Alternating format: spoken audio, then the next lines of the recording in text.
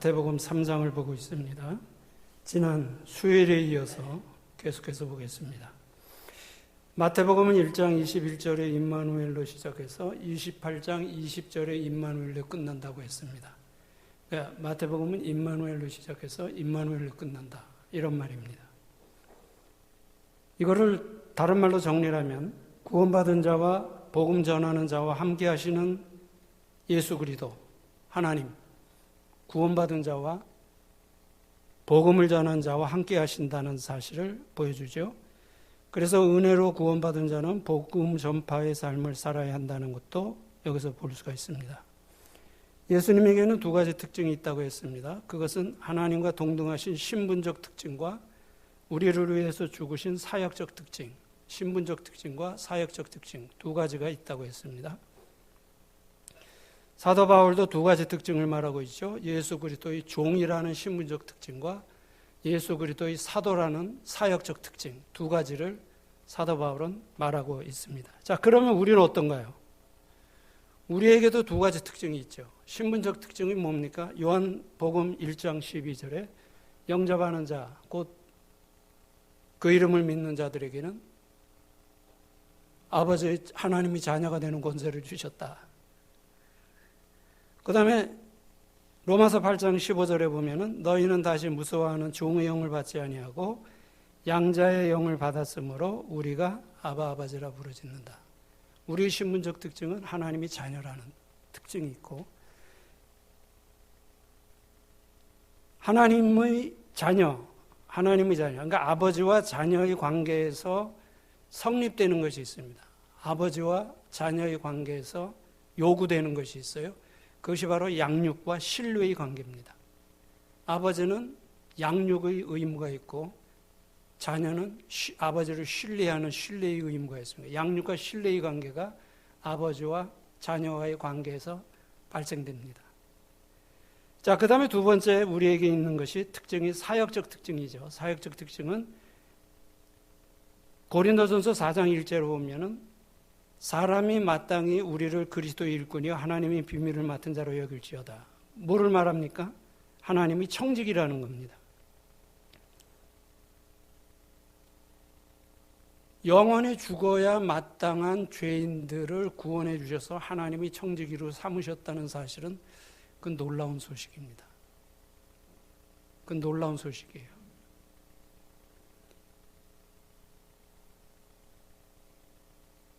하나님과 청지기와의 관계, 여기서 발생되는 것은 맡기심과 충성입니다. 맡기심. 하나님께서 하나님의 일을 우리에게 맡겨주셨다는 것고, 그 다음에 그 일을 맡은 우리는 충성해야 된다는 것. 맡기심과 충성의 관계가 발생됩니다. 헬라어에 보면은 종이라는 단어가 두 개 나옵니다. 두 개 있습니다. 헬라어 선생님이 안 계시니까 헬라어 얘기를 하죠. 헬라어에는 종이라는 단어가 두 가지가 있는데 하나는 여러분 많이 들어보신 거예요. 둘로스라는 종의 단어가 있고 보이케타이스라는 단어가 있습니다. 그러면 둘로스와 보이케타이스가 어떻게 다른가? 둘로스는 은혜에 의해서 자발적으로 충성하는 종. 그러니까 대가를 받지 않고 자발적으로 은혜에 감사해서 하는 종을 둘로스라고 말하고, 보이케타이스는 그 반대죠. 돈을 받고 대가를 받고 일을 해주는 것. 그런데 바울이 자신을 그리스도의 종이라고 사용할 때는 둘로스를 썼습니다. 나는 그리스도의 종이요 예수 그리스도의 사도라고 말할 때 종이라는 단어는 둘로스를 갖다 썼어요. 그러니까 바울은 종이라는 최저의 신분에서 사도라는 최고의 삶을 살았다는 거죠. 이것도 신앙 안에서만 이해할 수 있는 겁니다. 자, 우리도 바울과 같이 그리스도의 종이라고 고백합니다. 그런데 종에게 요구되는 네 가지 특징이 있습니다. 종에게 요구되는 네 가지 특징이 있어요. 첫째는 절대 충성, 절대 순종, 절대 헌신, 절대 겸손. 절대 충성, 절대 순종, 절대 헌신, 절대 겸손. 이 네 가지가 종에게 있어야 될 조건 중에 하나입니다. 사회적 신분이 높은 사람만 가치 있는 삶을 사는 건 아닙니다. 사회적 신분이 높은 사람만 가치 있는 삶을 사는 건 아닙니다. 사람들의 삶은 사회적 신분과 관계가 없습니다. 왕자로 태어났어도 거지같이 살면 사람이 거지인 줄 알고, 거지로 태어났어도 왕자같이 살면 사람들이 왕자로 생각한다는 거예요. 이 말은 무슨 뜻입니까? 자기의 가치는 자기가 결정한다는 겁니다. 자기의 가치는 자기가 결정한다. 우리 가끔 이런 말 하죠. 저 사람이 나를 무시했다. 무시할 수 있어요. 그러나 나에게도 문제가 있는 거죠. 무시당하지 않게 행동을 하면 무시하지 못합니다. 어떤 면인가 그런 모습을 보였기 때문에 무시를 하는 거라는 거예요. 그러니까 우리가 처신을 잘하면 사람들이 우리를 무시하지 못합니다. 그래서 자기의 가치는 자기가 결정한다는 것을 우리는 알아야 됩니다. 자기의 언행이 자기의 말과 행동이 자기의 수준과 가치를 결정한다. 사람들 건강에 대해서 관심이 큽니다. 요새 건강에 대해서 관심이 크죠. 만나면 건강 얘기들 합니다. 그런데 사람들이 말하는 건강은 주로 몸의 건강이죠. 몸이 건강한 거. 뭐 인생은 70이요, 80이요, 90이요, 뭐 100세 시대라고 말하는데 사실 100세 사는 거 쉽지 않습니다. 100세 시대라고 말한다고 해서 다 100세 사는 건 아니잖아요. 100세 사는 거는 선택된 사람만 삽니다. 저는 100살까지 살 자신이 없어요. 그런데 나이에는 건강을 말할 때는 5가지 건강이 있어야 합니다. 첫째, 육적인 건강이 있고, 지적인 건강이 있고, 감정적인 건강이 있고, 사회적인 건강이 있고, 영적인 건강이 있고, 이 5가지 건강을 우리는 염두에 두고 말을 해요. 육적인 건강, 지적인 건강, 감정적인 건강, 사회적인 건강, 영적인 건강. 이 5가지 건강이 갖추어졌을 때 우리는 비로소 건강하다. 이렇게 말합니다. 나이도 마찬가지예요. 나이도 육적인 나이가 있고요. 그 다음에 지적인 나이가 있고, 감정적인 나이가 있고, 사회적인 나이가 있고, 영적인 나이가 있습니다. 이 5가지가 골고루 갖추어져 있을 때, 조화를 이룰 때, 우리는 육적으로 건강하고, 육적인 나이가 완전한 나이에 합당한 삶을 살아갈 수 있다는 겁니다. 제자라는 말이 있고 사도라는 말이 있습니다. 제자라는 말과 사도라는 말을 어떻게 구분해야 될까요? 제자는 훈련의 관점에서 사용되는 단어고, 사도는 사역의 관점에서 사용되는 단어입니다. 그러니까 제자는 배우는 자라는 뜻이고, 사도는 일하는 자라는 뜻입니다.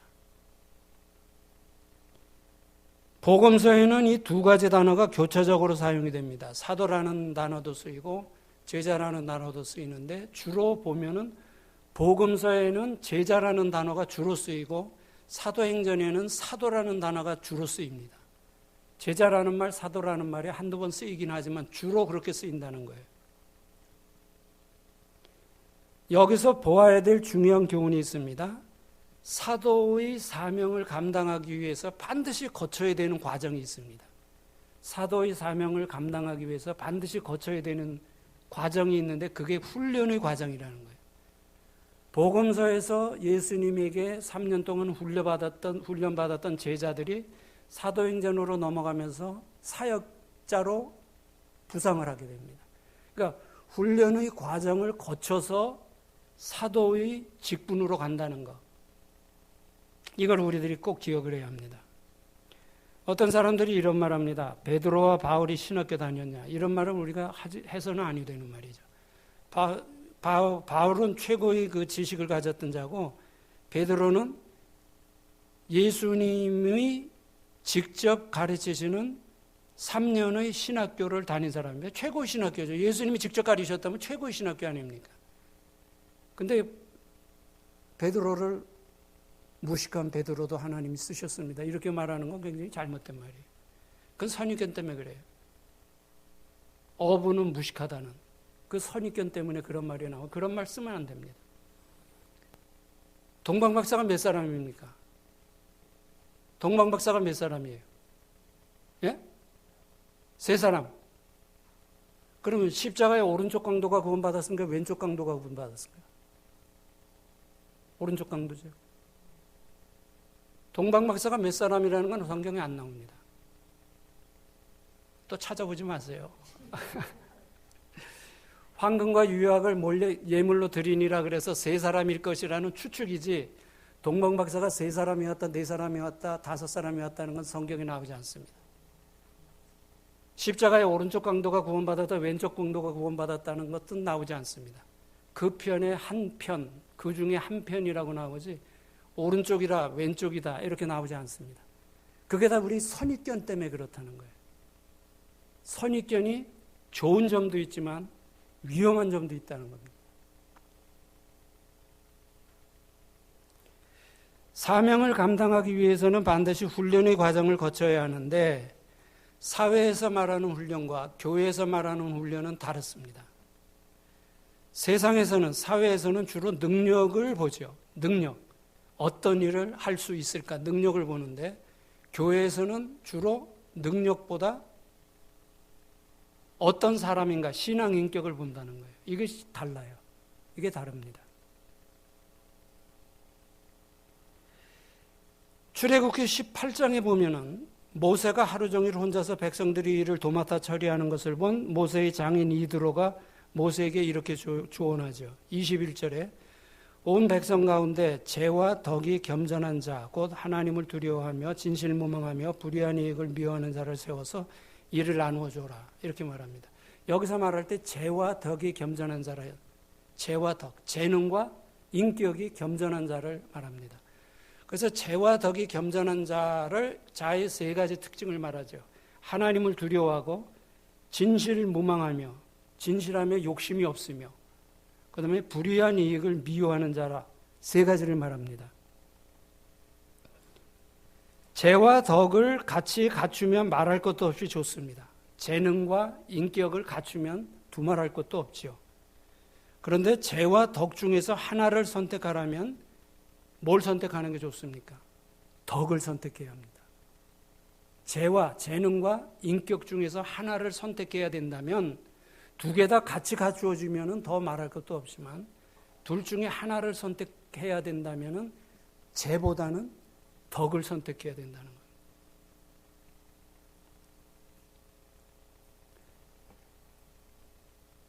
재능의 훈련보다 인격의 훈련이 그만큼 어렵기 때문입니다. 재능은 짧은 시간에 훈련해서 쌓을 수가 있어요. 그러나 인격은 짧은 시간에 쌓아서 훈련해서 쌓을 수 있는 것이 아닙니다. 평생 가도 변하지 않는 사람들이 있습니다. 평생 가도 변하지 않는 사람이 있어요. 자기가 사람이 변화된다는 것이 이렇게 어렵다는 거예요.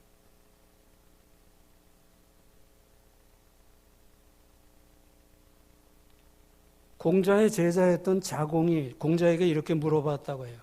나라가 견고히 서기 위해서 중요한 것, 필요한 것이 뭡니까? 나라가 견고히 서기 위해서. 무신분립이라는 말이 그래서 나온 거죠. 무신분립. 신뢰가 없으면 국가가, 나라가, 사회가 설 수가 없다. 그런 말입니다. 그래서 공자가 3가지를 말했대요. 군사, 식량, 신뢰다. 군사와 식량과 신뢰다. 이 3가지 중에서 하나를 빼라면 어떤 걸 빼야 합니까? 군사를 빼라. 그러면 식량과 신뢰 중에서 하나를 빼라면 어떤 걸 빼야 합니까? 식량을 빼라. 신뢰가 그만큼 중요하다는 걸 강조하는 거예요. 신뢰가 무너진 가정, 신뢰가 무너진 교회, 신뢰가 무너진 국가, 신뢰가 무너진 사회, 교회, 국가, 가정, 제 기능을 감당하기가 어렵습니다. 신뢰가 그만큼 중요하다. 믿는 것이 그렇게 중요하다는 거예요. 그런데 신뢰는 재능에서 나오는 것이 아니라 훈련된 인격에서 나온다는 거예요. 신뢰는 재능에서 나오는 것이 아니라 훈련된 인격에서 나온다는 거예요. 그래서 우리는 신앙 인격을 훈련해야 된다는 거예요. 그리스도의 장성한 분량의 충만한 데까지 가야 된다는 겁니다. 예수님 당시에 이스라엘에는 3대 종파, 3가지 종파가 있었죠. 바리새파와 사두개파와 에센파입니다. 성경에 바리새파와 사두개파는 나오는데 에센파는 나오지 않아요.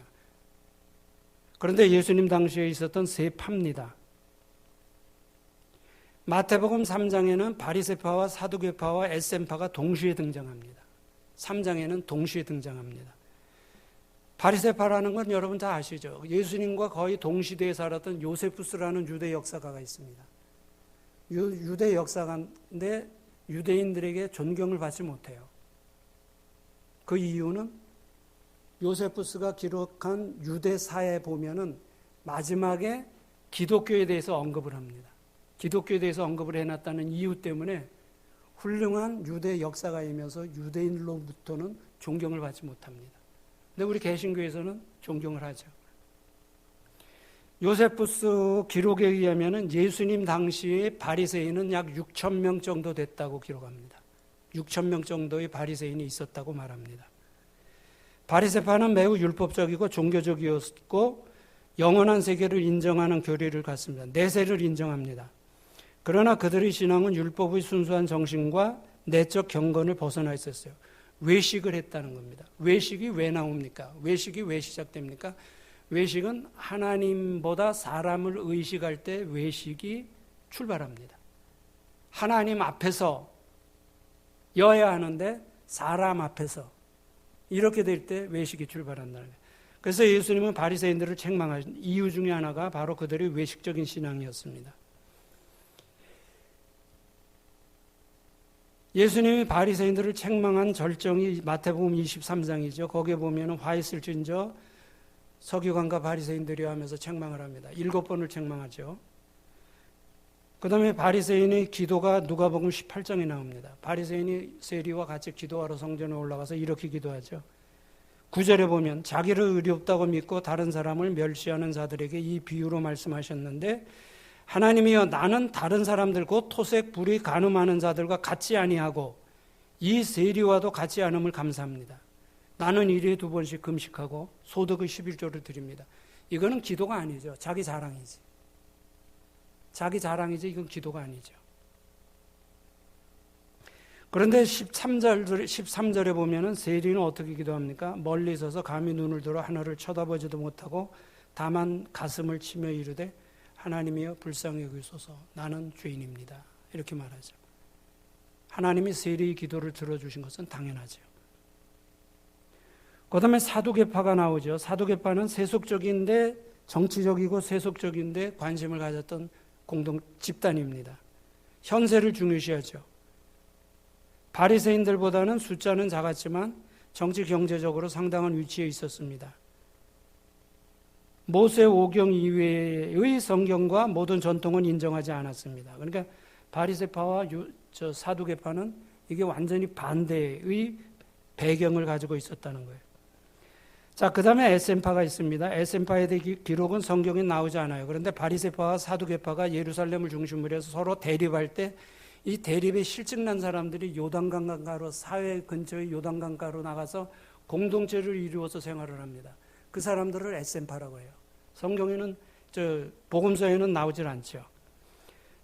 자, 마태복음 1장을 이제 봅니다. 1장에 보면 이런 말씀이 있어요. 그때 세례요한이 이르러 유대 광야에서 전파하여 말하되 마태복음 2장과 마태복음 3장 사이에는 약 28년 정도의 차이가 있습니다. 마태복음 2장과 마태복음 3장 사이에는 28년의 차이가 있다 이렇게 봅니다. 성경은 예수님이 어린 시절의 행적에 대해서는 누가복음 2장에서 잠깐 언급한 것을 제외하고는 침묵합니다. 예수님이 어린 시절에 대한 것은 말하지 않아요. 거의 말하지 않습니다.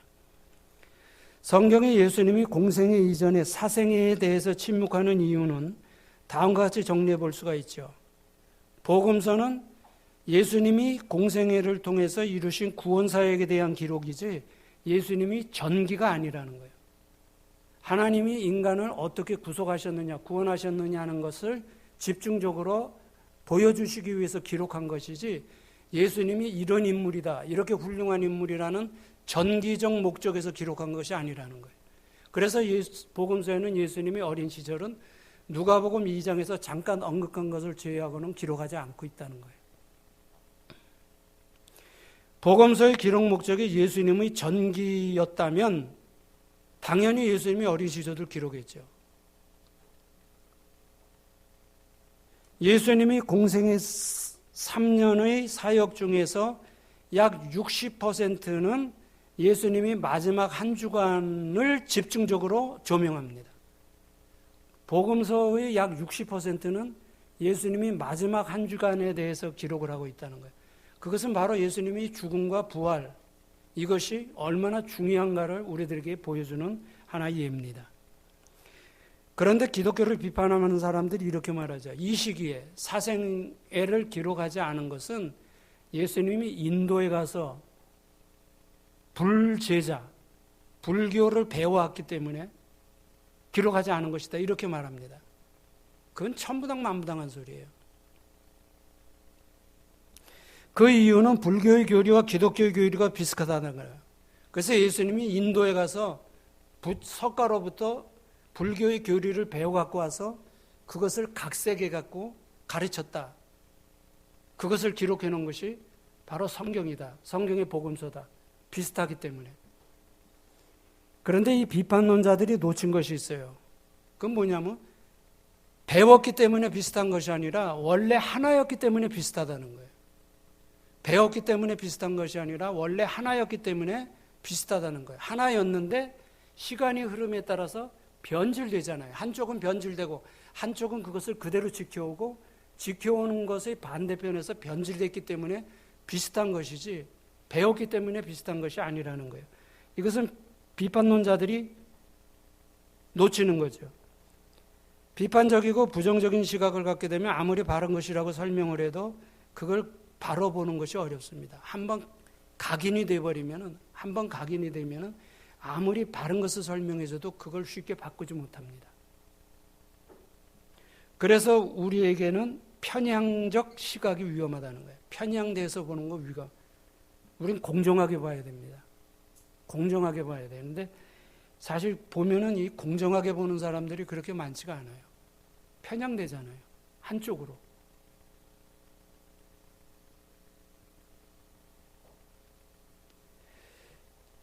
인간이 공정하기가 어려운 이유는 성경이 말하는 것과 같이 인간은 태어나면서부터 죄인이기 때문입니다. 사람들은 좋은 점보다 나쁜 점에 더 관심이 많아요. 나쁜 점을 더 먼저 봅니다. 이건 우리들이 참 고쳐야 되는데 이 죄성을 가지고 있기 때문에 어쩔 수가 없어요.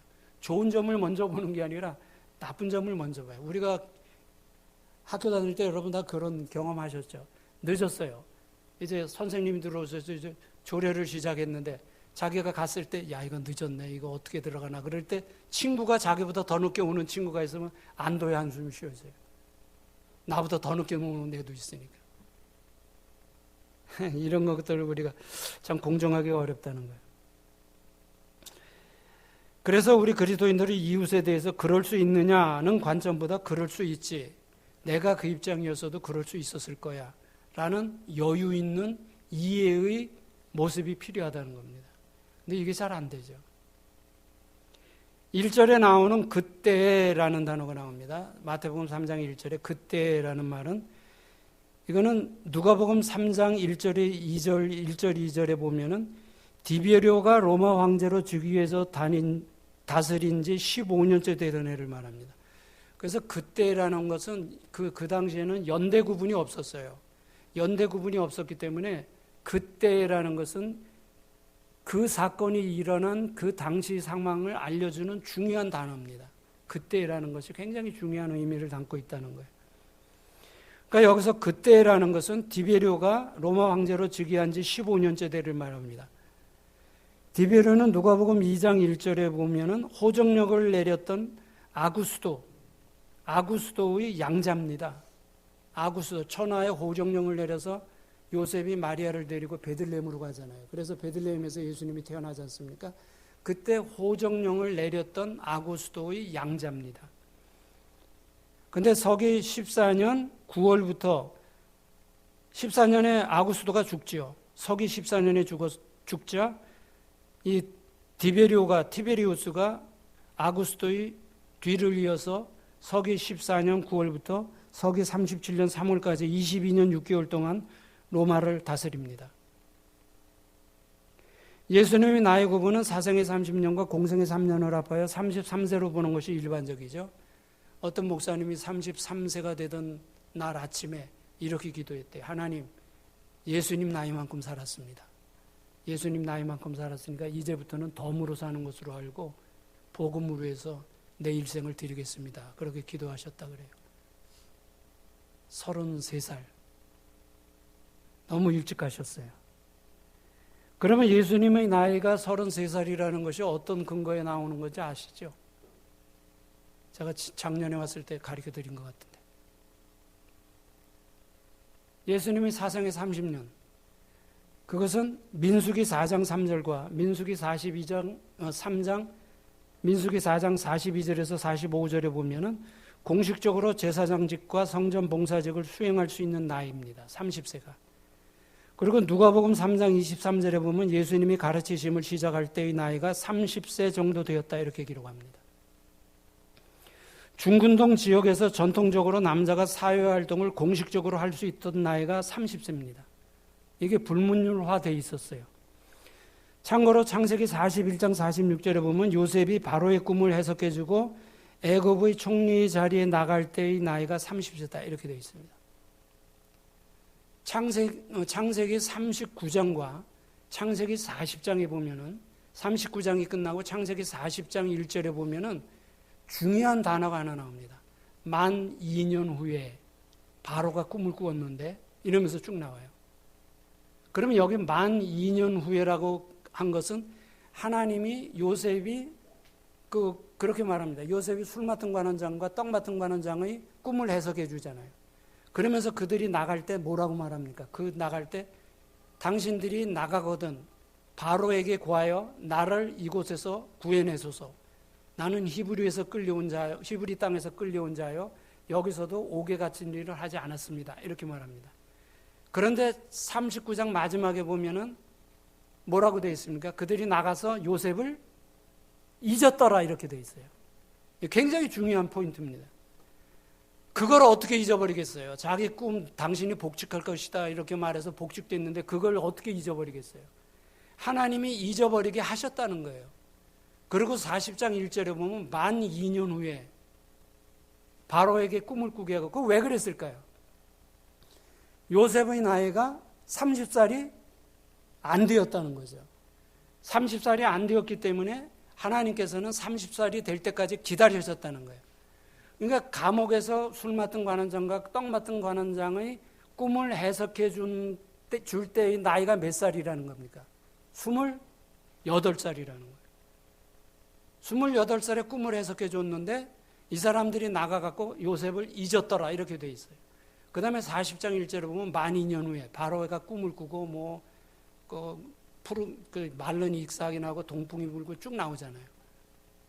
그러니까 이런 것들을 우리들이 좀 보충해 볼 수가 있어요. 그래서 예수님이 사생애를 30년으로 보고 예수님이 공생애 3년의 기간은 요한복음에 나타난 6월절을 지킨 숫자를 통해서 3년이라는 공생애 사역의 기간을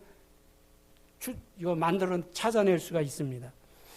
요한복음 2장, 요한복음 6장, 요한복음 12장에 보면 예수님은 3번 6월절을 지킵니다. 그래서 예수님의 공생애가 3년이라는 것을 거기서 사생애 30년과 공생애 3년, 그래서 예수님이 나이가 33세 이렇게 우리들이 이해를 하고 있어요. 세례 요한은 아비야 반열의 제사장이었던 사가랴와 엘리사벳의 아들로 예수님보다 6개월 먼저 태어나죠. 육촌관계. 세례 요한과 예수님과는 육촌관계입니다. 요한이라는 이름의 뜻은 하나님은 은혜로우시다. 예수님의 제자였던 사도 요한과 구별하기 위해서 세례 요한이라고 부르죠. 자, 세례 요한에 대해서 살펴봅니다. 세례 요한은 구약의 마지막 선지자이면서 신약의 첫 번째 선지자라 이렇게 말합니다. 세례 요한은 구약 말라기 선지자 이후 약 400년 만에 나타난 선지자입니다. 400년 동안을 우리는 신약과 구약의 중간 시대라 말합니다. 400년 동안은 하나님이 말씀을 안 하신 시대입니다. 기간입니다. 침묵의 기간이에요. 구약의 마지막 선지자이며 400년의 침묵 기간을 깨고 신약을 여는 첫 번째 선지자가 바로 세례 요한이었습니다. 세례 요한이 나타났을 때 사람들은 메시아가 아닌가 하면서 관심을 갖게 되죠. 그래서 이 바리새인들, 사두개인들이 와갖고 세례 요한에게 이렇게 묻잖아요. 내가 메시아냐? 네가 그리스도냐? 이렇게 묻잖아요. 내가 그리스도냐라는 말은 내가 메시아냐? 이런 말이거든요. 관심을 가졌어요. 400년 만에 처음 나타난 선지자였기 때문에. 그런데 여기서 중요하게 보아야 될 것이 있습니다. 400년 동안 하나님이 침묵하셨어요. 표면적으로는 침묵하셨지만 내적으로는 일을 하셨다는 거예요. 그래서 하나님의 침묵도 하나님이 일하시는 방법 중에 하나다, 이렇게 봐야 합니다.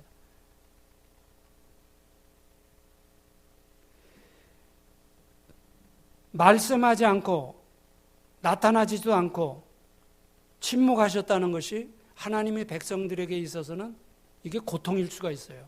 하나님의 응답이 전혀 없을 때 우리들이 느낄 수 있는 고통이. 욥기 23장 8절에 보면은 욥이 이런 고통을 이렇게 표현을 합니다. 욥기 23장 8절에 내가 앞으로 가도 그가 아니 계시고 뒤로 가도 보이지 아니하며 그가 왼쪽에서 일하시나 내가 만날 수 없고 그가 오른쪽으로 돌이키시나 배울 수가 없다. 자기에게 말씀 없이 침묵하시는 하나님에 대해서 이런 고통스러운 마음을 표현합니다.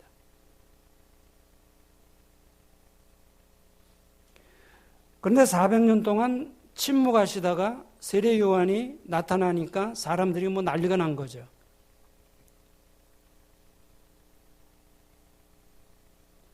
애굽에서 400년 동안 고통을 당한 것도 같은 맥락입니다. 이 400년 동안 애굽에서 하나님이 침묵하신 것도 같은 맥락에서 우리들이 이해할 수가 있어요. 그런데 출애굽기 3장 7절에 보면은 하나님이 굉장히 중요한 말씀을 하십니다. 출애굽기 3장 7절에 보면 하나님께서는 이스라엘 백성들에게 무관심했던 것이 아니라 이스라엘의 상황을 다 보고 듣고 계셨다는 것을 말합니다. 출애굽기 3장 7절에 그렇게 말하고 있어요. 내가 애굽에 있는 내 백성의 고통을 분명히 보고 그들의 감독자로 말미암아 부르짖음을 듣고 그 근심을 알고. 여기서 세 가지 단어에 우리가 주목할 필요가 있어요. 분명히 보고, 부르짖음을 듣고, 그 근심을 알고, 보고 듣고 알고 계셨다는 거예요. 우리들이 표면적으로 볼 때는 하나님께서 이스라엘 백성, 애굽에서 고통당하는 이스라엘 백성들에 대해서 무관심하셔서 전혀 무관심한 것처럼 보였죠. 침묵하셨어요. 아무 말씀도 안 하셨어요. 그러나 하나님은 하나님 나름대로 다 보고 듣고 알고 계셨다는 거예요. 그래서 요한복음 5장 17절에 예수님이 뭐라고 말합니까?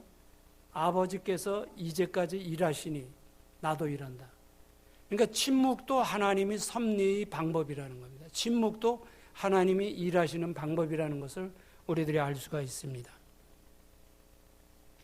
오늘날에도 마찬가지예요. 우리가 믿음을 지키기 위해서 고난을 당할 때 하나님은 다 보고 듣고 계신다는 거예요.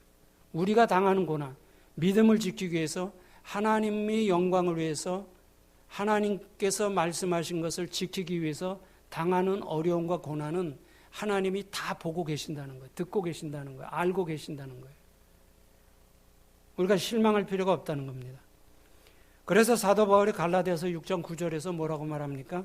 우리가 선을 행하되 낙심하지 말지니 포기하지 아니하면 때가 이름에 거두리라. 포기하지 아니하면 때가 이름에 거두리라. 이렇게 말합니다. 그래서 신앙은 인내, 신앙은 기다림이라 하는 거예요. 신앙은 기다림이다. 근데 기다리는 것이 쉽지가 않죠. 기다리는 게 참 어렵습니다. 하나님은 포기하시지 않습니다. 근데 우리 인간이 먼저 포기합니다. 하나님은 포기하시지 않아요. 근데 우리가 먼저 포기합니다. 그 다음에 신약을 여는 구약의 마지막 선지자이고 신약을 여는 첫 선지자가 요한이고, 두 번째로 요한의 특징은 여인이 낳은 자 중에 가장 큰 자라는 평가를 받습니다. 여자가 낳은 자 중에서 가장 큰 자다. 마태복음 11장 11절에 여자가 낳은 자 중에 가장 큰 자라고 예수님이 말씀하셨는데, 성경에 보면 기적을 베풀었던 선지자들도 있고 죽은 자들을 살린 선지자도 있고 위대한 인물들이 많습니다. 위대한 인물들이 많아요. 그런데 어떤 기적도 행하지 않고 한 일이 유대인들에게 세례를 준 것밖에 없는 세례 요한이 여자가 낳은 자 중에서 가장 큰 자라고 말씀하셨어요. 이 말씀을 통해서 우리들이 알 수 있는 것은 기적을 베푸는 것도 큰일이지만 예수 그리스도를 세상에 소개하는 것은 더 크고 중요한 일이라는 걸 보여줍니다. 우리가 복음을 전하여 영혼을 구원받게 하는 것은 우리가 기적을 행하는 것보다 더 중요하다는 거예요. 그러니까 세례 요한이 한 것은 기적을 베푼 것도 없어요. 보라, 세상 죄를 지고 가는 하나님의 어린 양이다. 세상에 그리스도를 소개한 것밖에 없습니다. 그런데 여자가 낳은 자 중에 가장 크다고 말하고 한 것은 바로 예수를 전하는 것이 기적을 행하는 것보다 큰 일이라는 거예요. 중요한 일이라는 거예요. 이 사실을 우리들이 여기서 볼 수가 있어요.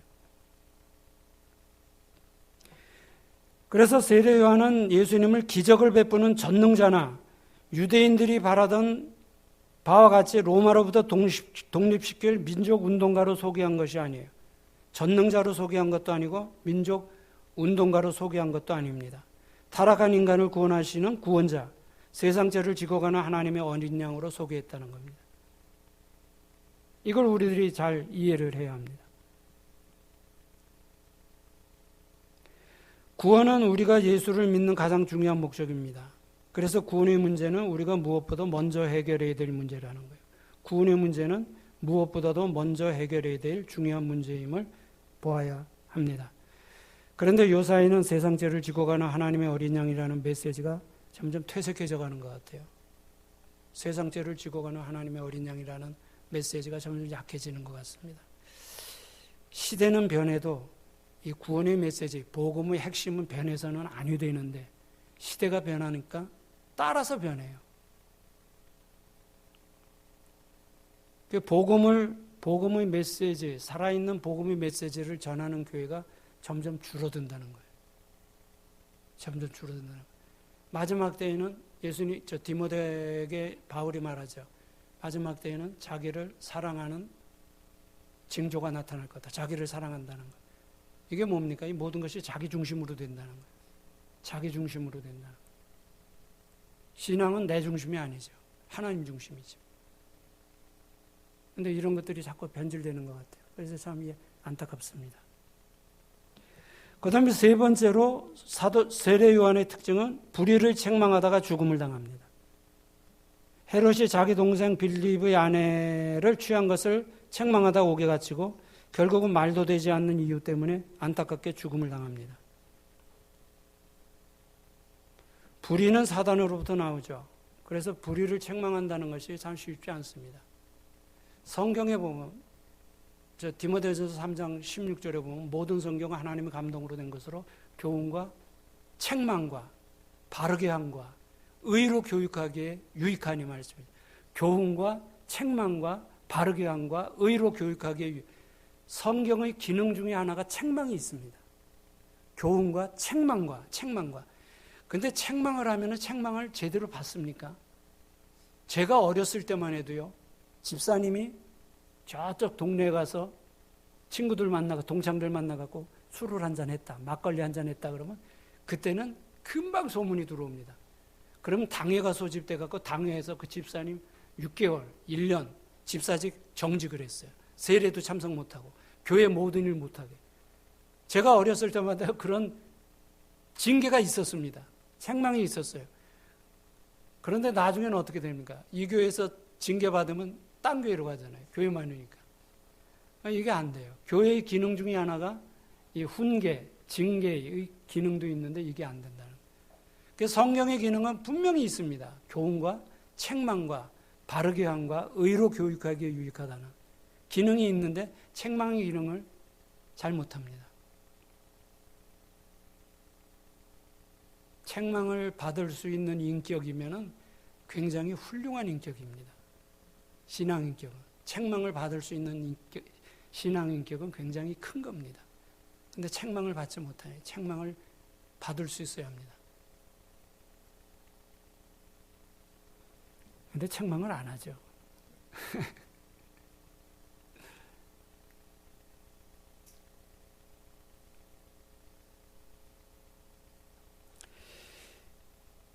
일절의 광야는 유대 광야죠. 저도 유대 광야에 가봤습니다만 저는 8월 달에 갔습니다.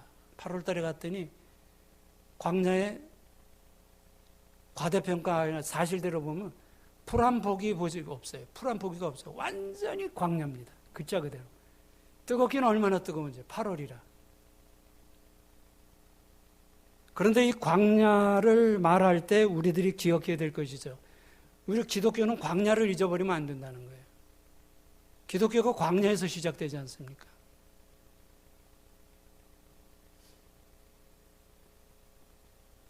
광야하면은 사람들이 거의 관심을 갖지 않습니다. 우리가 보아야 할 중요한 것은 기독교는 광야와 밀접한 관계를 가지고 있고 우리 기독교는 마국간과 광야를 잊어버리면 안 된다는 거예요. 마국간과 광야를 잊어버리면 안 된다는 거예요. 사람들이 거의 관심을 갖지 않는 초라한 장소입니다.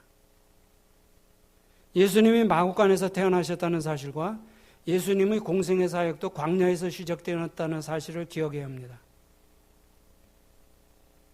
유대인의 왕으로 오신 예수님이 왕궁이 아닌 마국간에서 태어나셨다는 것, 예수님이 공생의 사역이 왕궁이 아닌 광야에서 시작되었다는 것에는 중요한 세 가지 의미가 있습니다. 오늘 교회가 이걸 놓치면 안 돼요. 근데 이거 놓친 교회가 많죠. 요새 현대교회는 이걸 자꾸 놓치는 것 같아서 안타깝습니다. 첫 번째 의미는 하나님은 화려함보다 정직함을, 웅장함보다는 진실함을 원하신다는 거예요. 하나님은 화려한 것보다는 정직한 것을, 웅장한 것보다는 진실한 것을 원하신다는 거예요. 화려한 것이 하나님께서 원하시는 기독교의 본래 모습인 것처럼 생각하는 것은 잘못된 겁니다. 하나님께 드리는 것이니까 최고로 좋은 것을 드려야 된다는 것은 우리가 다시 생각해 볼 문제예요.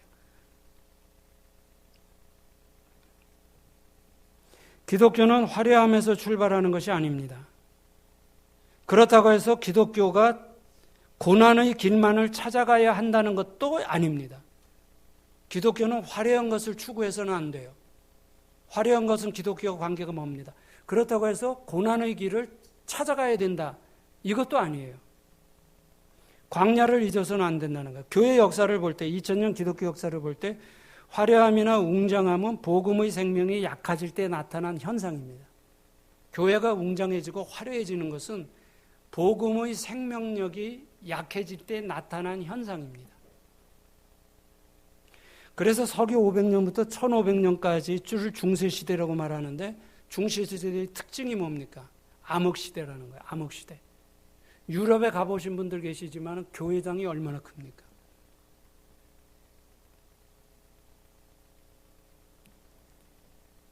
저는 바티칸의 베드로 성당 가봤고요. 영국의 성바울 성당 가봤고 웨스트민스터 사원 가봤고 요크 성당, 더함 성당, 러시아의 이삭 성당, 프랑스의 노틀담 사원 이런 곳에 다 다녀봤습니다. 그런데 그런 걸 보면서 느끼는 것은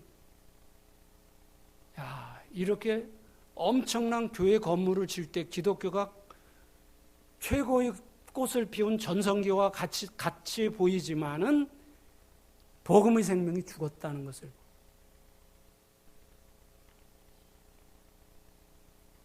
하나님은 화려한 것에서 영광을 받으시는 것이 아니고 웅장한 것에서 기쁨을 받으시는 것이 아닙니다. 우리가 그걸 기억해야 돼요. 교회가 자꾸 화려해지고 한국 교회와 그 유럽 교회, 미국 교회의 특징이 있죠. 특징이 있는데 혹시 미국에 와서 미국 교회 가보신 분 느끼셨는지 모르지만 교회가 미국 교회는 화려하지 않다는 거예요. 굉장히 검소합니다. 이 강단에 꽃 장식 안 합니다. 근데 우린 강단을 너무나 화려하게 장식하잖아요. 해서 안 된다는 것이 아니고 우리가 한번 생각해 보자는 거예요.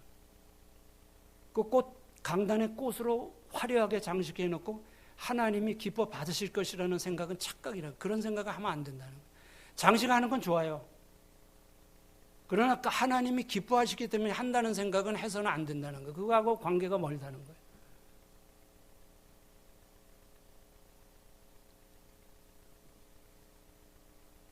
전에 한국의 목사님들이 15분이 LA 연수 오셨어요. 그래서 특강을 해달라고 그래서 제가 2시간 특강을 하면서 그런 얘기를 했어요. 한국에 1년에 들어가는 꽃값이 얼마나 될까요? 적어도 400억에서 500억은 될 겁니다. 왜 제가 있을 때 40년 전에 제가 한국에 있을 때 40년 전에 그때 150억은 됐다. 100에서 150억 된다 그랬으니까 지금 교회도 늘고 40년 동안 물가도 올랐으니까 또 400억에서 500억은 될 거예요. 그걸 장식하지 않고 사회를 위해서 선교헌금, 구제헌금으로 사용했다면 한국 사회와 한국 교회의 관계가 어떻게 되었을까요? 이렇게 질문을 했더니 목사님 한 분이 손을 번쩍 들더니 나는 강단을 아름답게 장식하는 것을 하나님이 기쁘시게 생각한다고 생각합니다. 그렇게 하시면 하시라고. 지금 여기서 뭐 그게 옳으냐 잘못된 거냐 말하자는 게 아니라 그렇게 했다면 우리 목회자들이니까 어떤 현상이 일어났을 거를 한번 생각해 보자는 것이지 그거 하면 안 된다고 얘기한 거예요. 목사님이 그렇게 생각하시면 하시라고.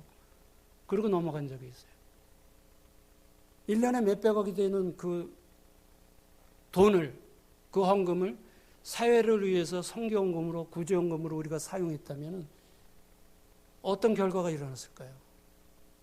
아마 많이 달라졌을 거예요. 근데 이런 것들을 자꾸 놓친다는 거예요. 참 안타깝습니다. 그 다음에 두 번째로 알 수 있는 것. 예수님은 유대인의 왕으로 오셨지만 지배하시기 위해 오신 것이 아니라 섬기기 위하여 오셨다는 겁니다. 우리 기독교가 광야와 마국간을 잊어버려서는 안 되는 두 번째 이유. 예수님은 왕으로 오셨지만 지배하시기 위해서 오신 것이 아니라 섬기기 위해서 오셨다는 거예요. 누가복음 24장에서 말씀하죠. 나는 섬기는 자로 너희 중에 있노라. 마태복음 2장 1절에 보면 동방에서 찾아온 박사들이 헤롯 왕에게 이렇게 묻죠. 유대인 왕으로 나시니가 어디 계시냐? 유대인들이 기독교를 이해하지 못하는 배척하는 이유 중에 하나가 이겁니다. 유대인의 왕으로 메시아로 왔으면 그 메시아가 어떻게 종의 삶, 섬기는 삶을 살 수 있느냐. 이걸 이해를 못하는 거예요. 유대인은 100번 죽었다 깨어나도 이걸 이해를 못합니다. 그래서 예수를 지금 거절하는 거예요.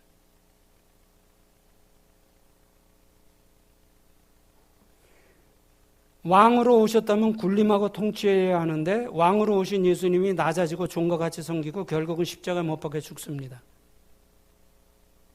우리는 이것에서 복음을 발견할 수 있어야 된다는 말입니다. 세 번째로 기독교가 광야와 마국간을 잊어버려서는 안 되는 세 번째 이유. 기독교는 금욕주의가 아니라는 거예요. 금욕주의가 아니에요. 광야하면은 금욕 생활이 먼저 떠오릅니다. 기독교의 경건 생활을 위해서 금욕이 필요한 건 사실이에요. 금욕이 필요한 건 사실입니다. 부분적으로 필요한 건 사실이지만 기독교가 금욕이 기독교는 아니라는 거예요. 이거 구분을 해야 돼요. 내가 금식하면 하나님이 더 기뻐하시겠지? 가 아니라는 거예요. 내가 구제하면 하나님이 더 기뻐하시겠지? 가 아니라는 거예요. 그건 우리가 하는 겁니다.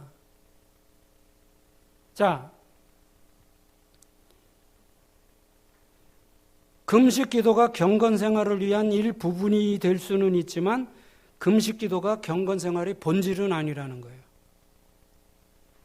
우리는 금욕을 신앙의 수단으로 생각하지만 금욕주의자들은 금욕을 신앙의 목적으로 생각합니다. 여러분 그리스 가보신 분 계십니까? 가보신 분? 예, 멧데오라 가보셨죠? 예, 멧데오라 가보세요. 그거 어떻게 저렇게 옛날에 했을까? 근데 그들이 거기에 올라가서 거기 들어가면은 죽을 때까지 거기서 살다가 죽어요. 거기 해골 이렇게 해놓은 거 보셨죠? 사람들 해골 착착착착 쌓아놓은 거. 그거 다 거기서 죽은 사람들입니다. 그건 기독교가 아니에요. 금욕시대, 그 초대교회 때 보면 모나스트리 운동이라고 그래가지고 수도원 운동이 활발하게 일어났던 적이 있어요. 멧데오라 같이. 그때는 기독교 생명이 완전히 죽은 겁니다. 생명이 저하될 때 나타난 현상이에요. 그러니까 우리는 금식해야 될 중요한 일이 있을 때는 금식을 해야 합니다. 그러나 금식보다는 많이 먹고 잘 먹고 힘을 얻어서 힘 있게 기도하는 게. 제가 한국 떠나기 전에 인천에서 목회를 한 적이 있는데 그때 저희 교회 집사님 한 분이 계십니다. 그때 제가 영국에 교회의 허락을 받고 영국에 공부하러 가서 영국에 있다가 12월 달에 들어와서 예산 세우고 세례식 하고 재직 임명하고 또 가고 이렇게 했을 때예요. 근데 저희 교회 집사님은 시아버님이 8월 달에 병원에서 암 말기 진단을 받고 길어야 2달밖에 못 산다 그러셨어요. 2달밖에 못 산다 그러셨어요. 그러니까 이 집사님이 아니 목사님도 안 계신데 우리 아버님 돌아가시면 어떡하나 그래갖고 그때부터 학교 선생인데 아침 금식을 했습니다. 우리 목사님 돌아오신 다음에 12월 달에 오시는데 12월 달에 오시기 전에 돌아가시지 않게 생명을 연장해달라고 기도했습니다. 근데 기가 막혀요. 저는 돌아가셨는지 저에게 연락이 안 와서 모르고 12월 5일 날 김포공항이죠. 그때는 김포공항에 인천공항이 없었을 때 김포공항에 딱 내리니까 우리 교회 청년이 마중을 나갔어요. 차 갖고. 그랬더니 차를 타니까 목사님 성준이 할아버지 오늘 새벽 4시에 돌아가셨어요. 제가 아침에 도착하는 날 새벽 4시에 돌아가셔서 공항에서 그 집으로 바로 간 적이 있어요. 아니 그 하나님이 기가 막히게 응답해 주신 거 아닙니까? 2달밖에 못 산다 그랬는데 길어야 제가 도착하는 날 돌아가셨어요. 그래서 도착하자마자 장례 치른 적이 있습니다.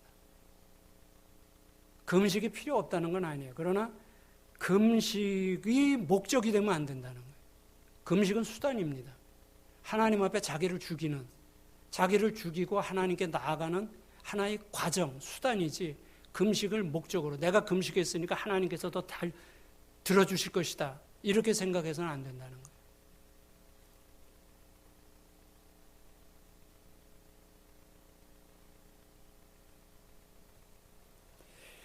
예수님께서도 공생애를 시작하실 때 광야에서 세례를 받으시고 금식은 하셨지만 계속해서 광야에 머무르시지 않고 동네로 돌아오셨다는 것. 이거를 우리들이 봐야 합니다. 복음 사역을 하기 위해서 광야에서 계시지 않고 광야는 부분적으로 우리 신앙을 위해서 필요한 것이지 그것이 우리 신앙의 목적이 되어서는 안 된다는 거죠. 여기까지 하고 다음 시간에 2절 하도록 하겠습니다. 기도드리겠습니다.